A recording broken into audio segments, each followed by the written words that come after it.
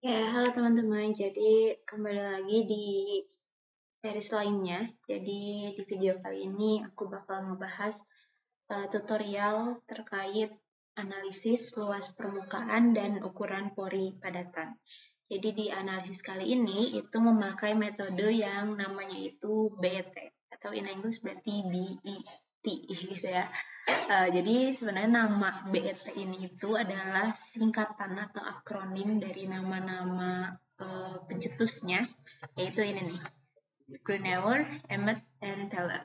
Nah, jadi analisis ini itu adalah analisis yang umum dilakukan untuk yang sering biasa dilakukan untuk mengetahui luas permukaan dan ukuran pori padatan dari suatu material yang umumnya itu berbentuk serbuk gitu, di mana analisisnya dilakukan secara langsung dalam kondisi high vacuum.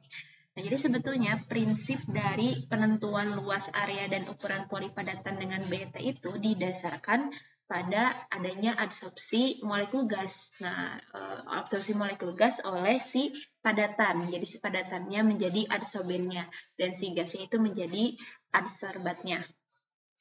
Di mana si gas ini umumnya yang dipakai adalah gas N2 atau gas nitrogen. Nah, jadi si adsorpsinya ini terjadi di permukaan material, juga di pori-pori material, dengan si adsorpsinya itu berjalan secara lapisannya tidak terbatas dan tidak adanya interaksi antar lapisan. Jadi intinya si analisis luas permukaan ini menerapkan prinsip isoterm BET, di mana isoterm BET ini adalah prinsip isoterm yang melengkapi pemahaman isoterm Langmuir, di mana kalau Langmuir kan diasumsikan bahwa adsorpsi itu terjadi secara monolayer atau hanya satu lapisan. Tapi di BET dilengkapi di mana ada kemungkinan terjadinya multilapisan atau multilayer pada proses adsorpsi. Nah, jadi sehingga nih di si BET ini diasumsikan bahwa gas nitrogen itu teradsorpsinya oleh seluruh permukaan material dan terjadinya secara multilapisan seperti ilustrasi ini. Nah, kalau monolayer kan cuma di sini ya. Nah, tapi ini terjadi juga, jadi si gas nitrogennya itu bisa mengadsorpsi lagi gas-gas yang lainnya sehingga terjadi multilayer gitu. Nah, pada prosesnya ini ada beberapa hal yang perlu diperhatikan. Yang pertama itu adalah ini, jenis molekul adsorbatnya atau molekul gas yang digunakan. Kalau misalnya tadi kan udah disebut ya bahwa gas yang umum dipakai itu adalah gas N2 atau gas nitrogen. Sebetulnya ada gas yang lain lagi, yaitu ini gas argon, kripton, atau karbon dioksida. Tapi kenapa umumnya atau biasanya gas nitrogen? Karena pertama gas N2 itu tersedia secara dalam kemurnian yang tinggi, terus harganya juga tidak mahal, dan dapat berinteraksi secara kuat dengan banyak padatan. Ini nih yang paling penting, dia itu dapat berinteraksi secara kuat dengan banyak padatan. Nah, kenapa ini ada salah satu alasan kenapa gas nitrogen yang banyak digunakan, karena sifat yang tadi bisa berinteraksi secara kuat dengan banyak padatan, ini itu bisa mengefektifkan proses adsorpsi dan menghindari adanya kesalahan dalam pengukuran gitu. Nah, terus yang kedua itu yang perlu diperhatikan adalah suhu. Kenapa? Karena dalam proses adsorpsi, suhu itu bisa mempengaruhi. Jadi ketika suhu itu meningkat, interaksi antar molekul adsorbat dengan adsorben itu dengan situs aktif gitu pada padatan itu bisa melemah. Sehingga nantinya banyak molekul gas yang nggak teradsorpsi. Nah, ini tuh nanti dapat menyebabkan jadinya nggak semua permukaan material mengadsorpsi gas nitrogen. Nah, nanti ini bisa menimbulkan kesalahan atau galat gitu pada penentuan luas permukaannya. Nah, untuk mengatasi hal ini, untuk mengefektifkan juga, jadi si permukaan material itu yang mau ditentukan harus didinginkan terlebih dahulu. Kenapa harus didinginkan? Karena tadi sesuai prinsip yang tadi, ketika suhu meningkat, interaksi antara molekul adsorbat dengan situs aktif atau dengan permukaan adsorben itu akan melemah. Nah, sebaliknya ketika suhunya diturunkan, maka interaksinya akan meningkat gitu. Nanti jadi lebih banyak gas nitrogen yang bisa diadsorpsi. Ini nanti akan bisa mengefektifkan penentuan luas permukaan material dengan metode ini. Nah, terus yang ketiga yang perlu diperhatikan adalah lama waktu kontak. Jadi jadi pada prosesnya nih kan dilepaskan gitu ya secara bertahap si gas nitrogennya yang akan diabsorpsi. Ini udah diketahui juga jumlahnya ke dalam sampel padatan.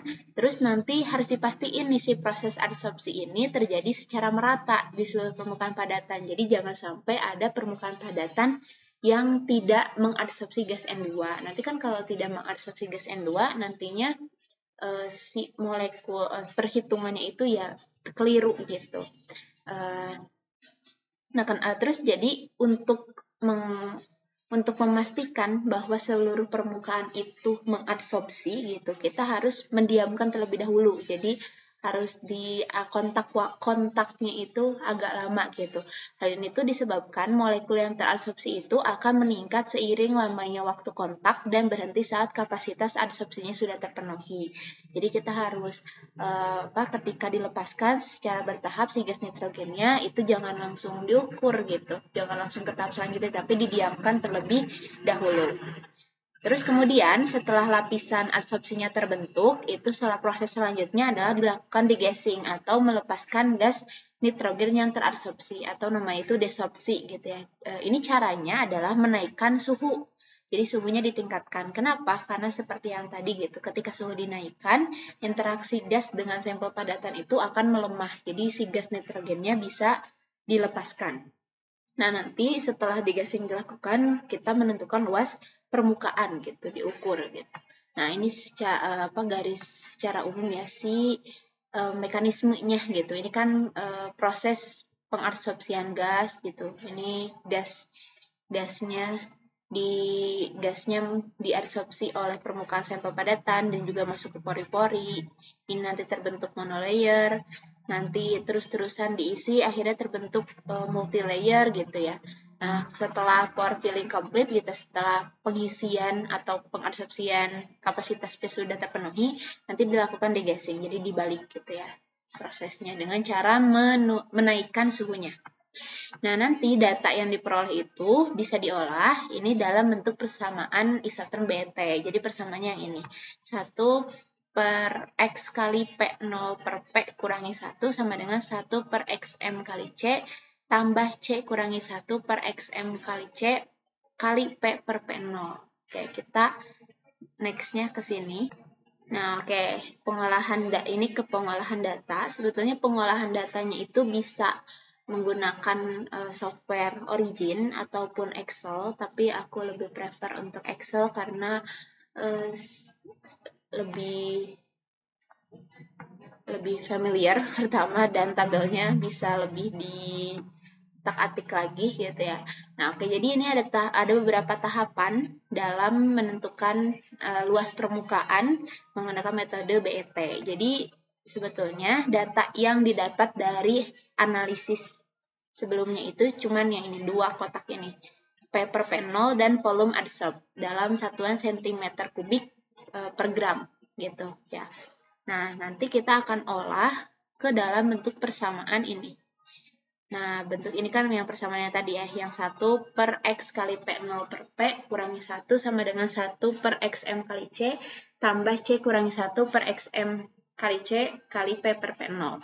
Jadi sebenarnya persamaan ini itu memenuhi model persamaan linear, yaitu yang Y sama dengan MX tambah C, di mana Y-nya itu yang ini nih. Nah, ini Y-nya.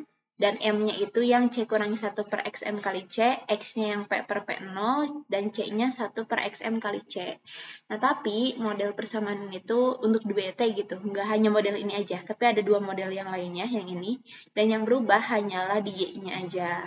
Nah, jadi ini Y-nya beda-beda gitu ya, si parameter untuk mencari Y-nya. Kalau di sini kan P0 per P gitu ya, di sini P aja, P0 kurangi P aja, di sini P per P0 gitu. Nah, tapi ini tuh sebetulnya nanti hasilnya bakalan sama-sama aja gitu. Kenapa? Karena sebetulnya 2 persamaan yang ini juga awal mulanya dari persamaan yang ini. Ini bakal aku tunjukin. Oke, di sini aku bakal tunjukin kenapa persamaan yang ini itu sebetulnya sama aja dengan 2 persamaan yang ini. Jadi kita mulai dari persamaan yang ini dulu ya. Kita tulis terlebih dahulu. Persamaan awalnya adalah 1 per X kali P0 per P dikurangi 1. Nah, ini kita akan mencari tahu dulu kenapa bisa persamaan yang ini tuh sama dengan persamaan yang ini. Oke. Nah, di sini ini kan kita akan memanipulasi atau memodifikasi.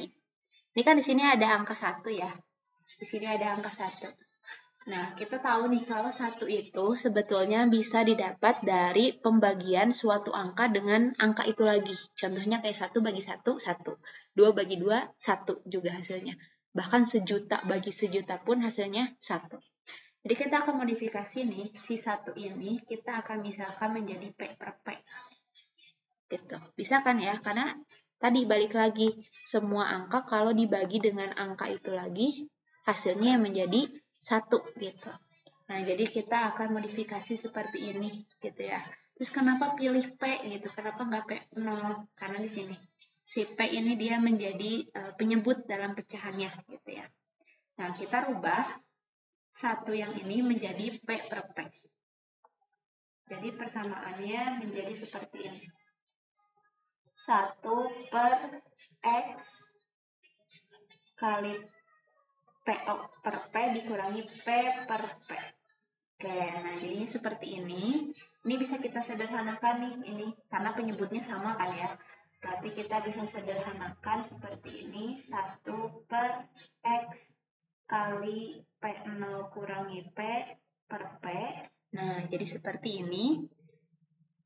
Nah, kalau sudah seperti ini, kita akan memanipulasi lagi atau memodifikasi lagi. Kita ingat suatu sifat gitu ya, bahwa semua angka kalau dikalikan dengan 1, hasilnya itu angka itu lagi.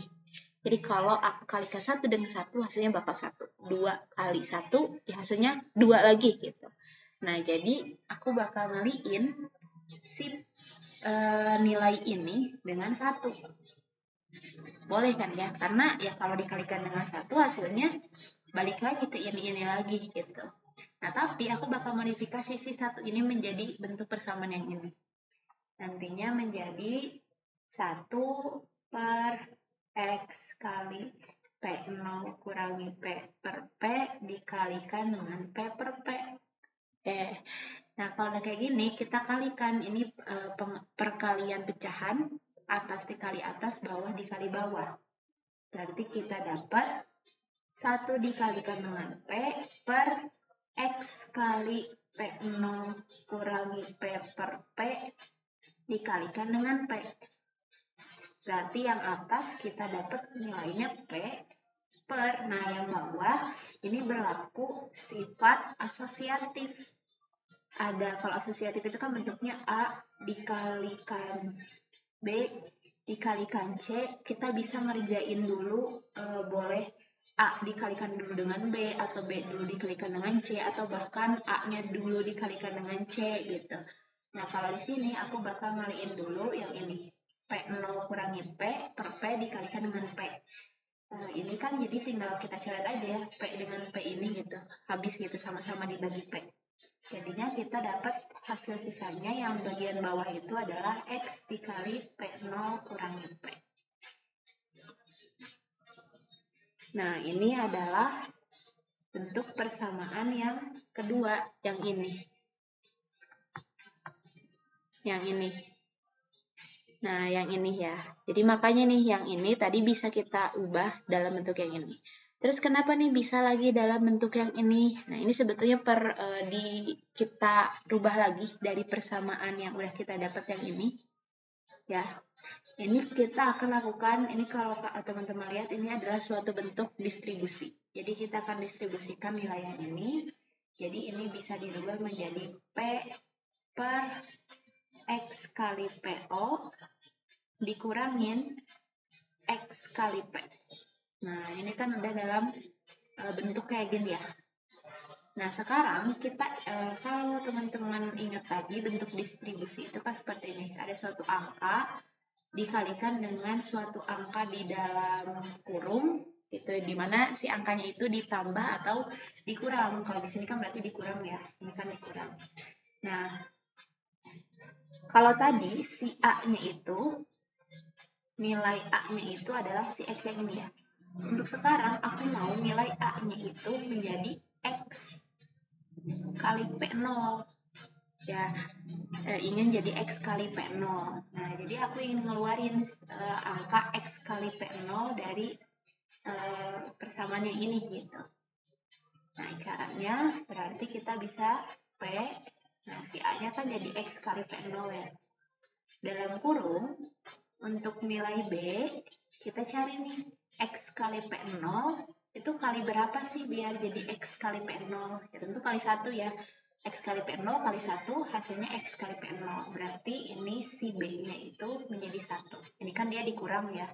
Ini kan dia dikurang, berarti 1 dikurang. Nah, sekarang gimana caranya si X kali P0 ini menjadi XP? Gitu. Nah, kita tahu kan ini XP0 harus dikalikan dengan suatu angka ya. Nilai C gitu di sini. Berarti kita bisa pakai kayak gini. X kali P0 harus dikalikan dengan suatu X gitu. Biar nanti dia menjadi X kali P. Otomatis ketika kita ingin tahu nilai X, kita tinggal pindah ruas aja menjadi X kali P per X kali P0. Gitu. Karena kita ingin tahu nilai X, ya udah si X kali P-nya itu dibagikan dengan X kali P0. Ini kan saling coret ya, X dengan X. Akhirnya dapat X itu adalah P per P0. Jadi nilai si C-nya yang di sini adalah P per P0. Oke, jadi kita udah dapat persamaan ini. Nah, persamaan ini bisa aku rubah lagi menjadi P per P0 kali X kali 1 kurangi P per P0.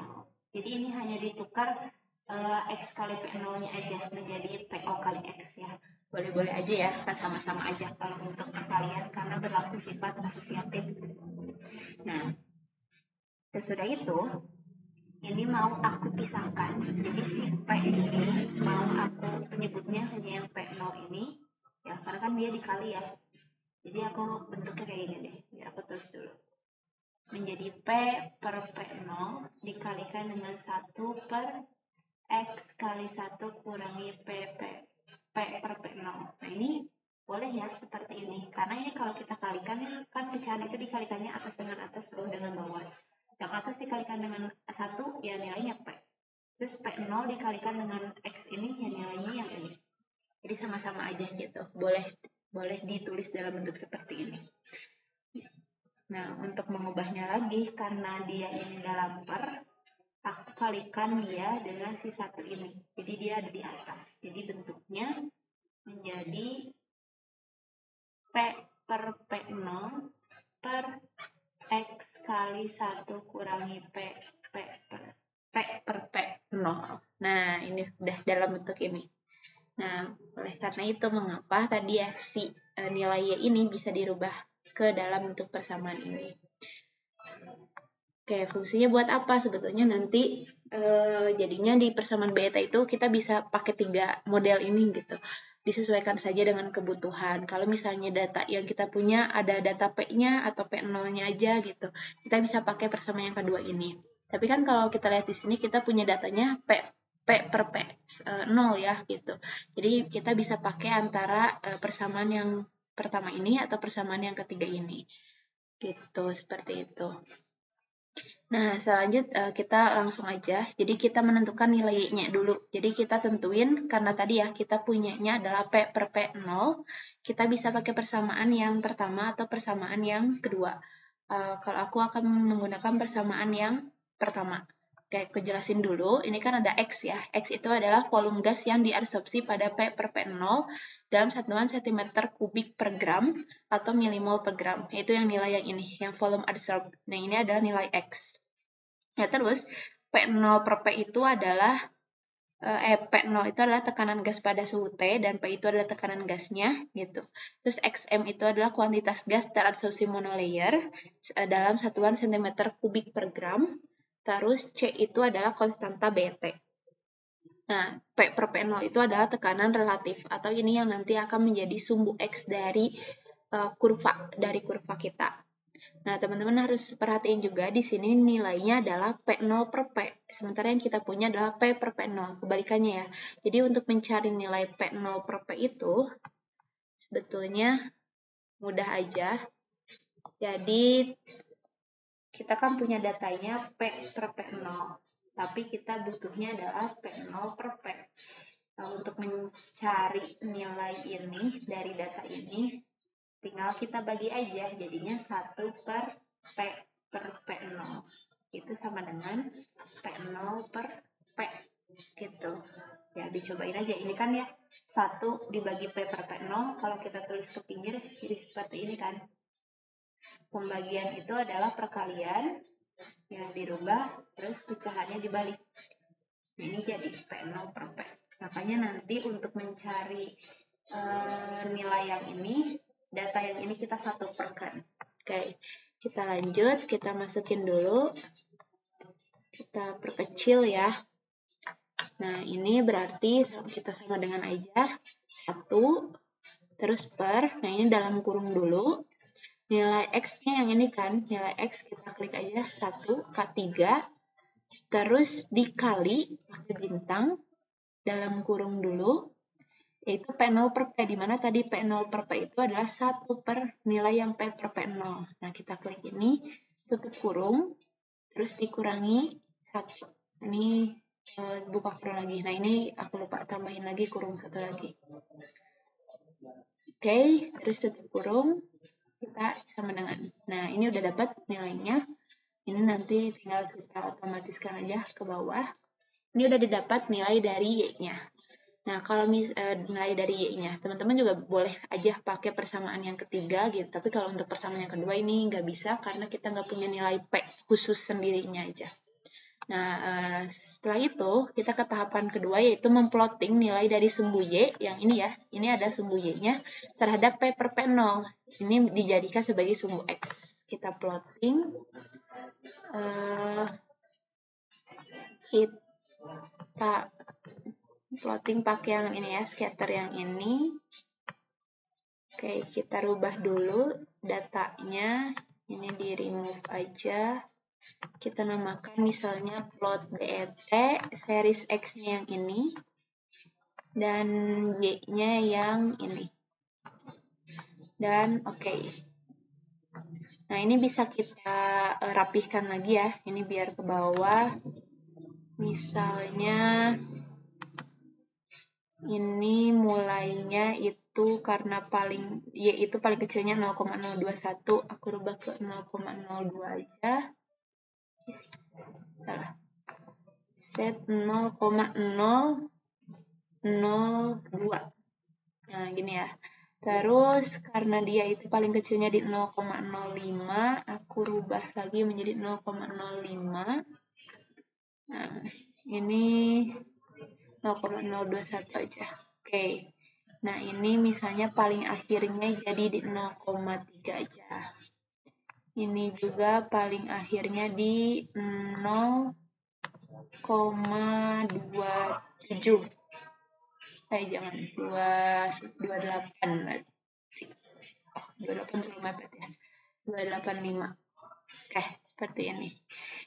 Nah, setelah itu kita bisa munculkan persamaan garis lurusnya di chart design, di quick create aja, dimunculin. Ya, ini hapus aja. Nah, ini adalah nilainya. Tapi sebetulnya nilainya nggak terlalu detail, jadi bisa kita rubah si nilai ini biar munculnya lebih detail, diganti menjadi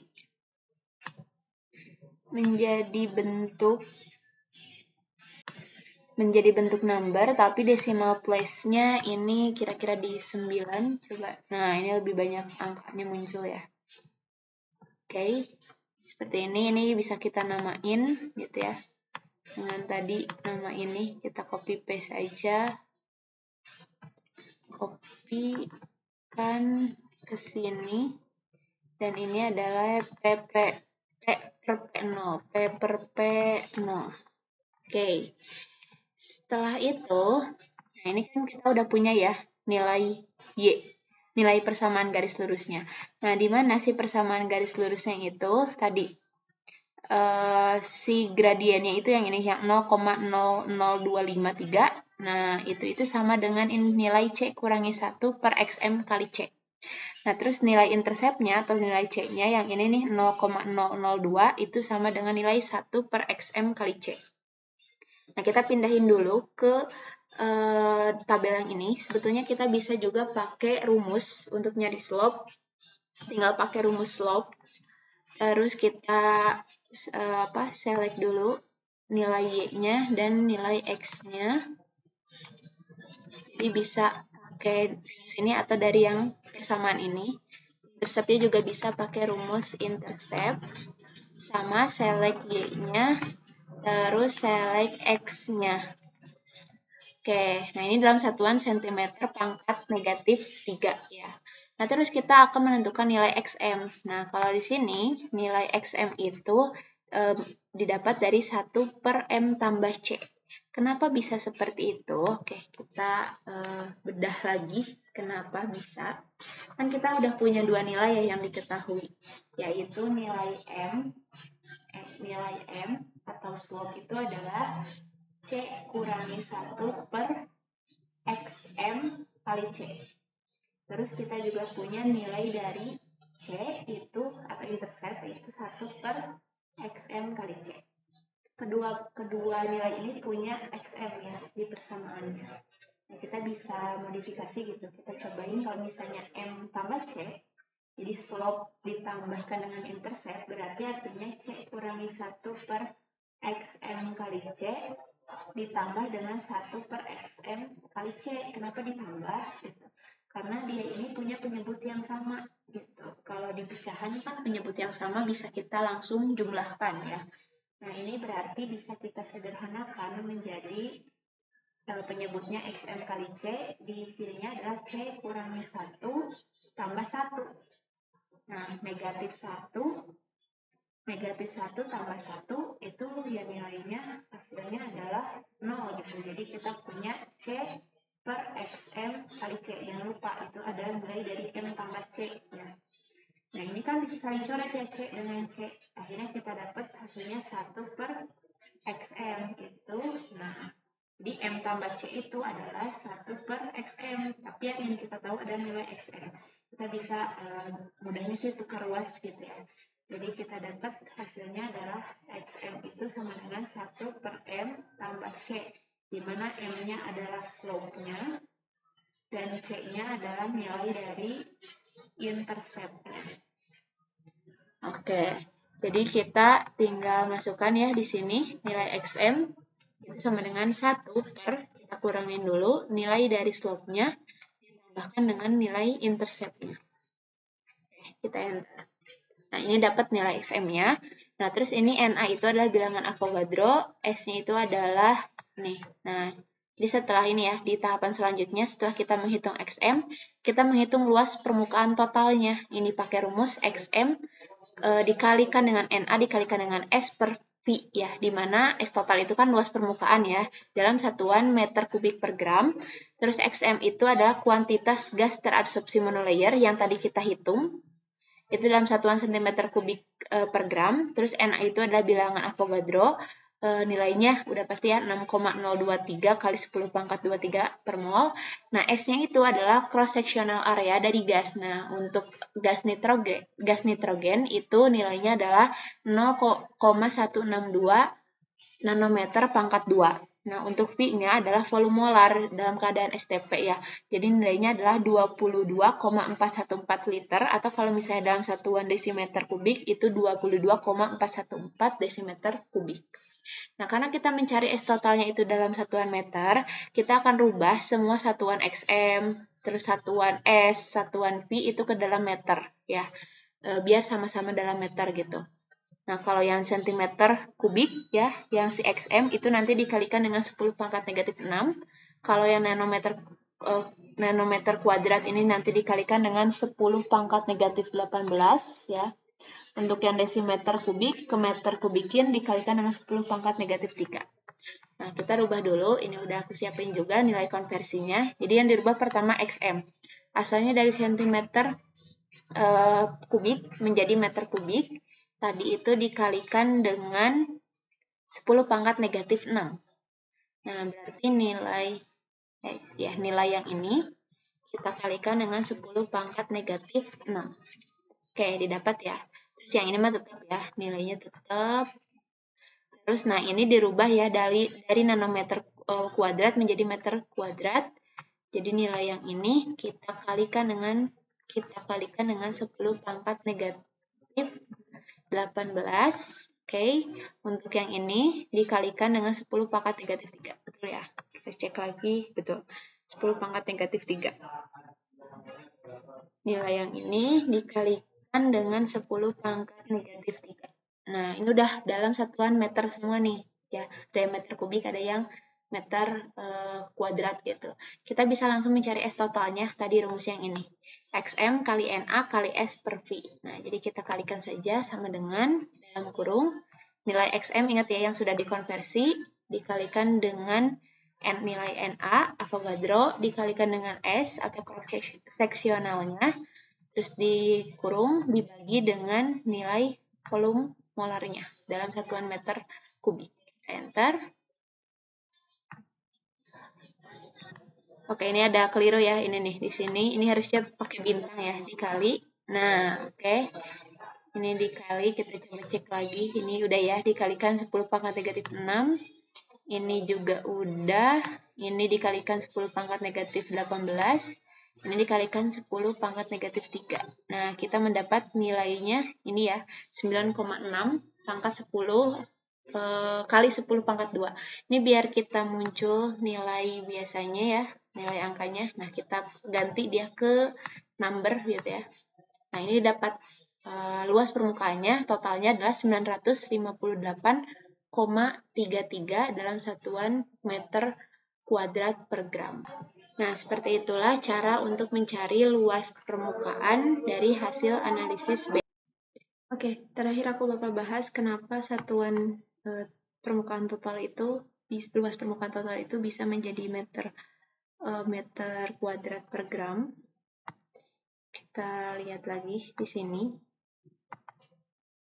Jadi kan satuannya S total itu sama dengan XM kali bilangan Avogadro kali kelas seksional dibagi dengan volume molar. Nah, kalau kita lihat kan tadi udah dirubah ya.